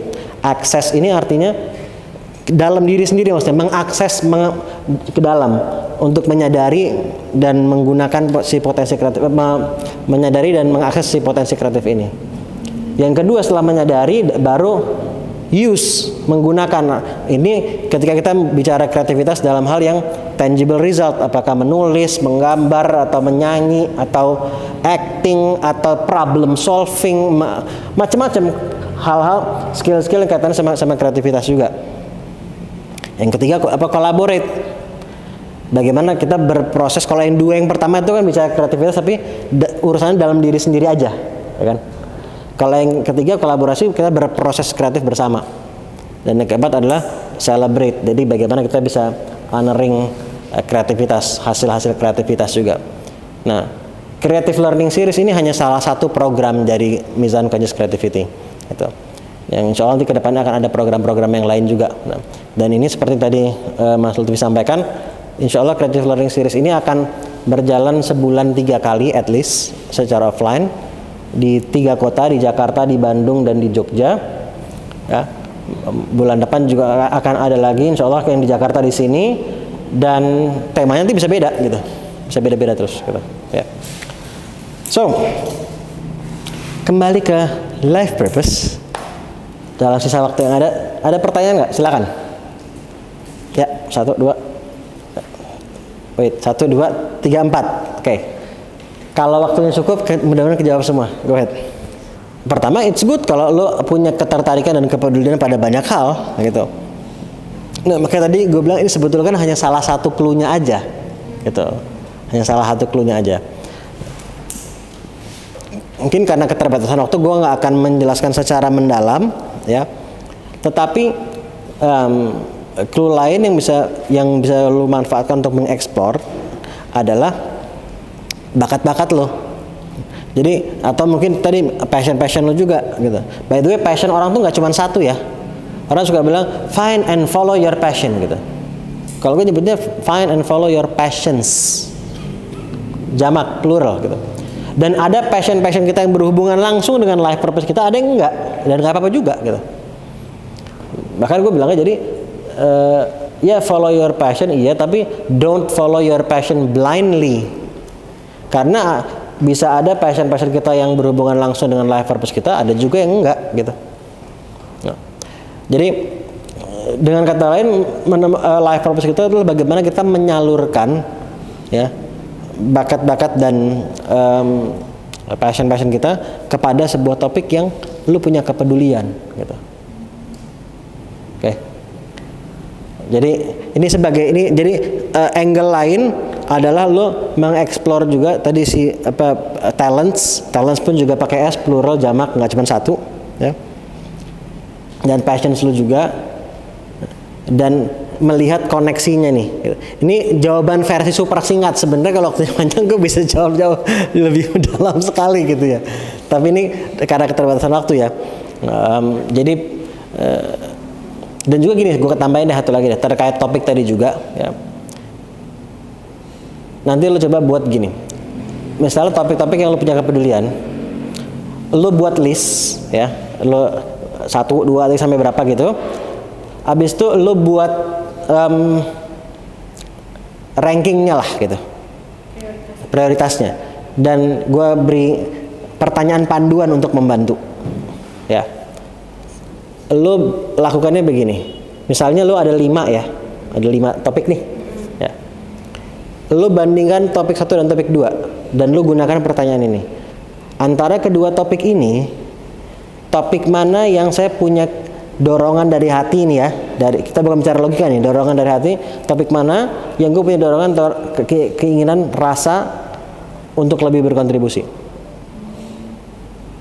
dan pakainya rasa dalam prosesnya menjawabnya, juga pakainya rasa ya. Di antara kedua topik ini yang mana gue punya dorongan lebih untuk berkontribusi. Oke. Terus misalnya dari 1 sama 2, oh topik 1, maka ini kita kayak diadu dalam tanda kutip gitu ya. 1 kemudian lo adu dengan 3. Gunakan pertanyaan yang sama. Mana yang lebih besar dorongan untuk berkontribusi? Oh 1 juga, oke 1 sama 4. Oh lebih besar 4 misalnya. Oke 4 sama 5. Oh lebih besar 4. Oke 4 taruh peringkat 1. Ada sisa 4 lagi nih kan. Ulang lagi prosesnya. Mudah-mudahan ini sebagai, tapi ini gue menjawab dengan berbagai macam keterbatasan waktu ya, gitu ya. Perlu dipahami itu soalnya. Yes. Ya, tadi taruh siapa tadi? Lu dulu ya. Oh 1, 2, 3, 4 tadi ya. Ya. Itu adalah menurut gue ya, itu adalah pendapat lu tentang bahwa ini menghambat gue gitu kan. Padahal gue mau melakukan gitu. Oke, tapi sekali lagi tadi kan ketika apa yang lu yakini sebagai yang perlu diprioritaskan, maka prioritaskan. Tetapi pahami begini, bahwa mungkin lu sekarang berpendapat seperti itu karena itu adalah cara yang lu yakini akan bisa membantu lu untuk menjalani tujuan lo, ya kan? Dengan belajar ke sana atau ikut apa di mana gitu kan? Karena itu yang lu ketahui sekarang.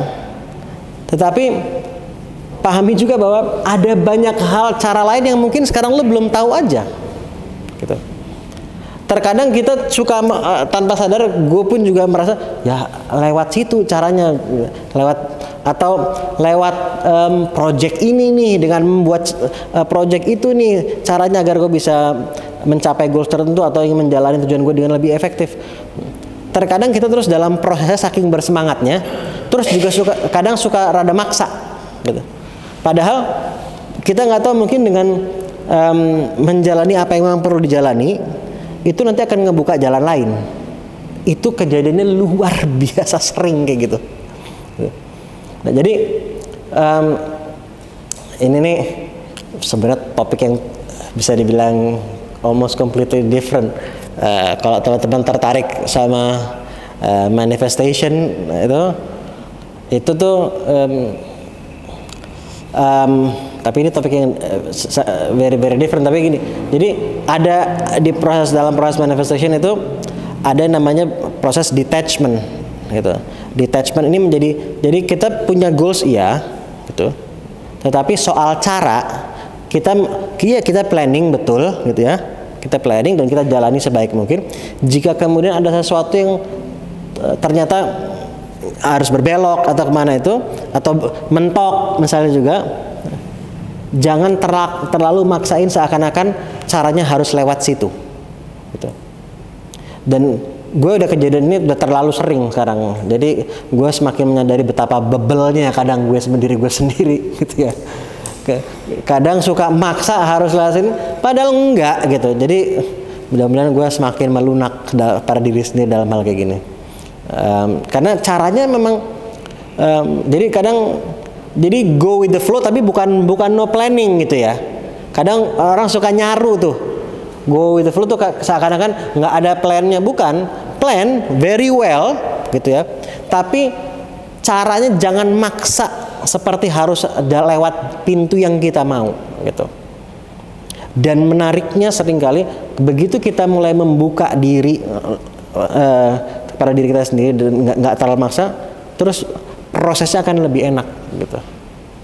Jadi gue nggak bisa memberikan jawaban soal spesifik, oh apakah harus bagaimana, tapi gue karena kondisi dari orang-orang bisa beda-beda kan, gue nggak tahu nih detailnya seperti apa situasinya kan, tapi gue at least yang bisa gue sampaikan seperti itu. Mudah-mudahan bermanfaat. Di satu sisi gue ada setujunya kita butuh validasi, ya. Di sisi lain, lo kan waktu itu ketemu tuh sama Raka, ya kan, yang foundernya Menjadi Manusia. Nah, gue pakai kata-katanya dia aja.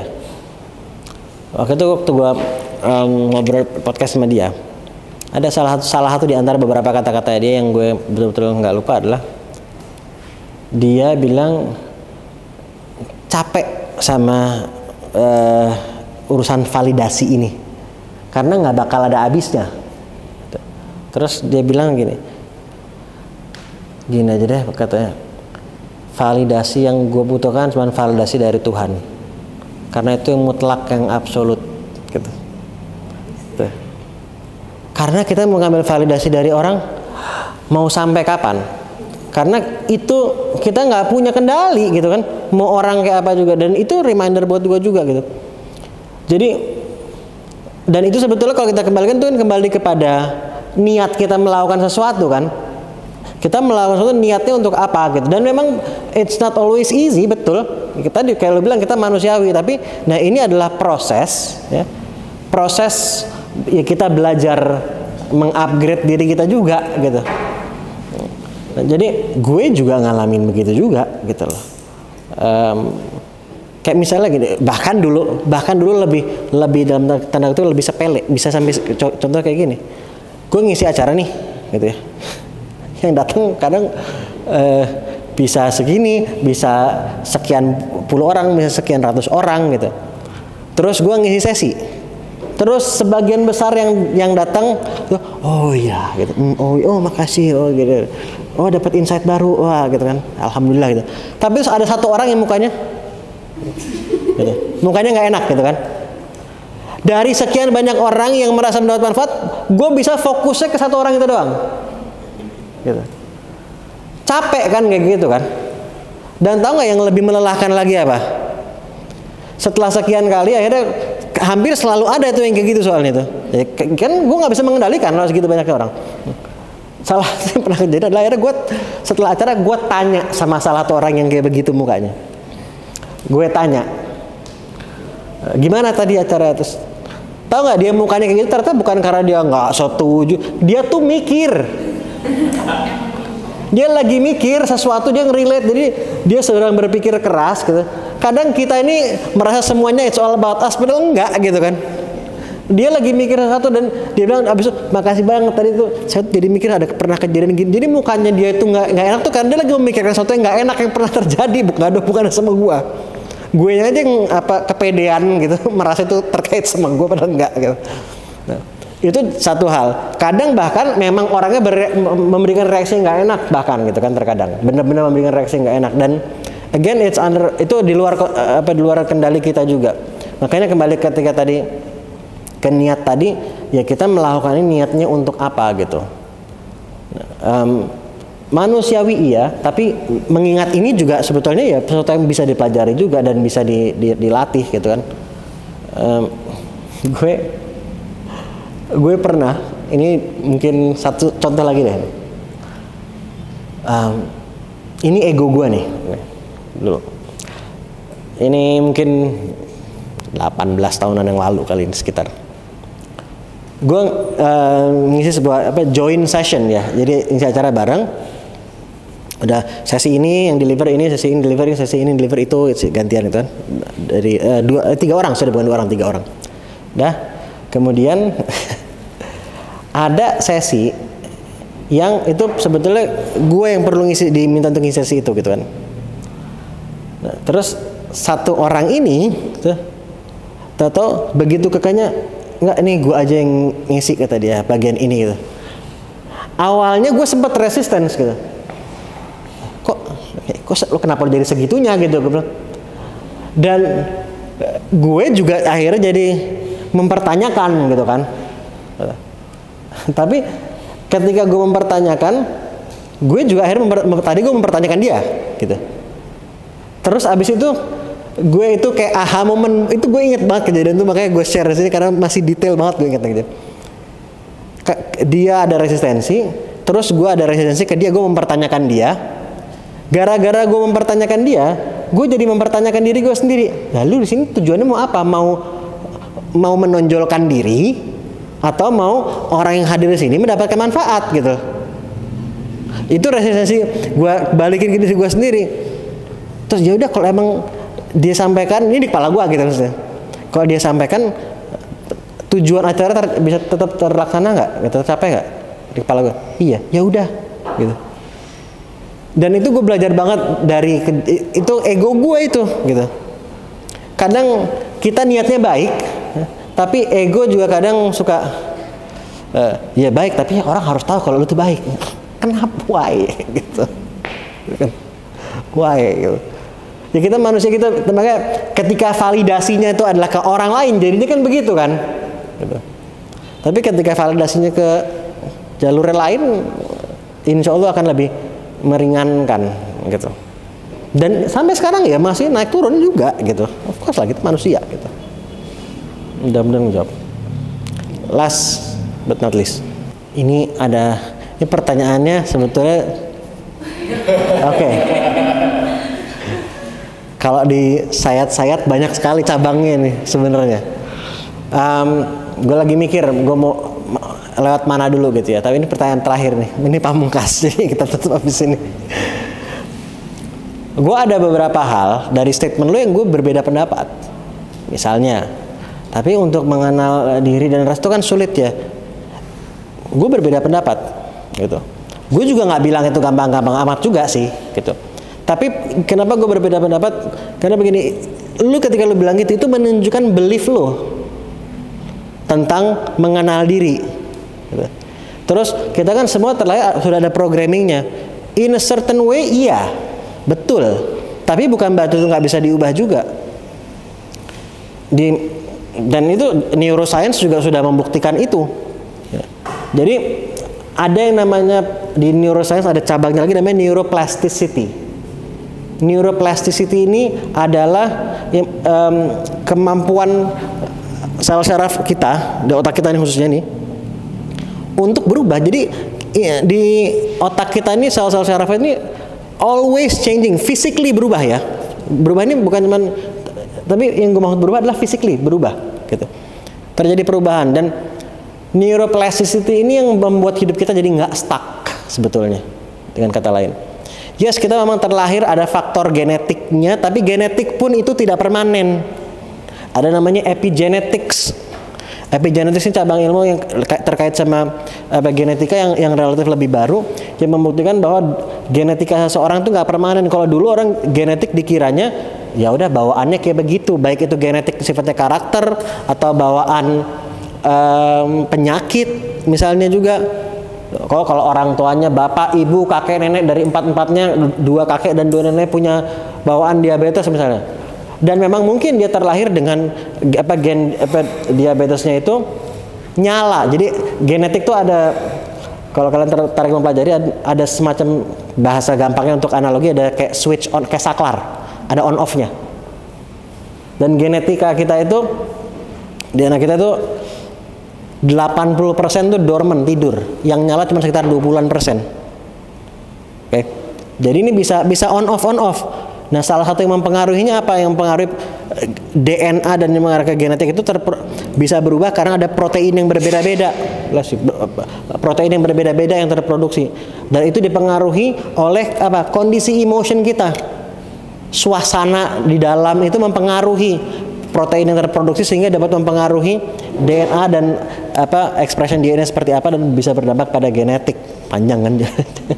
Nah, artinya gini loh, ketika pola hidup kita itu berubah ya, itu bisa mengubah apa yang nyala dan apa yang mati tadi, saklar-saklarnya. Jadi bisa saja orang itu terlahir tadi gen diabetesnya nyala ya kan? Tetapi karena pola hidupnya dia baik, bisa jadi terus off saklarnya, sehingga ketika dia punya anak bisa jadi anaknya tuh off juga. Tapi kalau anaknya yang terlahir gen diabetesnya off, tapi pola hidupnya nggak baik, pola makan nggak baik, bisa on lagi gitu. Nah, jadi yes, memang ada yang bawaannya, tapi bukan berarti itu permanen, itu satu ya. Dan apalagi programming itu kaitannya sama otak bawah sadar, subconscious belief itu sangat bisa diubah. Tapi kebanyakan orang memang nggak berubah. Jadi hati-hati memaknainya. Karena kebanyakan orang nggak berubah, jangan dimaknai nggak bisa diubah. Kebanyakan orang nggak berubah itu karena kebanyakan orang tidak put the effort untuk mengubah. Gitu. Ya. Nah, tapi kalau orang put the time and effort untuk mengubah, ya bisa berubah yang bawah sadar juga, sehingga si programming tadi ini juga bisa berubah gitu. Ini kan hardware-nya nih. Nah, software-nya itu kan si belief kita, values kita itu software-nya itu bisa diubah gitu. Nah, caranya gimana kan tadi kan? Ya belajar dong gitu. Belajar tuh artinya gini loh. Belajar tuh kayak lu misalnya gini, ingin menjadi dokter gitu, ya lu harus meluangkan waktu berjam-jam atau bertahun-tahun untuk bisa menjadi dokter yang baik gitu kan. Jadi ahli kimia, ya belajarlah kimia gitu. Mau apa, jadi ahli kimia belajar kimia. Jadi ahli bahagia, ya pelajarilah kebahagiaan. Jadi ahli mengelola emotion, pelajarilah mengenai emotion, mengenai subconscious programming misalnya, pelajarilah. Dan pelajari itu bukan cuma mempelajari teori membaca atau menonton atau mendengar, bukan. Mempelajari yang gue maksud di sini adalah memahami, mempraktekkan, dan hampir pasti ada gagalnya. Terus pelajari dan evaluasi, coba lagi, terapkan lagi, lebih baik lagi. Kan belajar kan gitu kan. Jadi belajar dan diluangkan waktu. Dan kalau kita mau konkretan sekarang, sebagaimana kita dulu sekolah, misalnya belajar matematika, seminggu ada berapa kali pelajaran matematika kan di kelas kan? 2 kali atau 3 kali misalnya gitu kan. Satu mata pelajaran 2 jam misalnya gitu kan. Sehingga seminggu ada 6 jam, belum sama PR-nya, ya kan? Sebulan ada berapa jam yang kita luangkan untuk belajar matematika kan itu? Nah sekarang seminggu udah berapa jam yang kita benar-benar fokus untuk belajar memahami dan mengelola emotion kita dan subconscious kita? Kalau belum cukup banyak dan nggak berkelanjutan, ya wajar dong belum sebaik itu dalam mengelolanya. Logis aja kan? Gitu. Jadi caranya adalah belajar, dan belajar itu termasuk menerapkannya, mencobanya, mengevaluasinya ketika berhasil, mencoba lagi dan seterusnya. Mudah-mudahan menjawab pertanyaannya. Ya. Terima kasih banyak teman-teman semua atas kehadirannya di Sabtu sore ini, membahas sesuatu yang kayak tadi gue bilang ya cukup berat juga sebenarnya topiknya Sabtu-Sabtu gini, dari mulai life purpose sampai emotion sampai validasi orang, bagaimana bicara soal mengelola diri kita dengan lebih baik. Tapi insya Allah apa yang disampaikan di hari ini dan dari pertanyaan teman-teman juga, thank you so much juga, karena itu juga membuat gue belajar juga. Mudah-mudahan ini bermanfaat dan mudah-mudahan dimanfaatkan. Maaf juga kalau ada salah-salah kata, sorry juga. Kalau buat yang nonton juga di situ, thank you udah nyimak juga.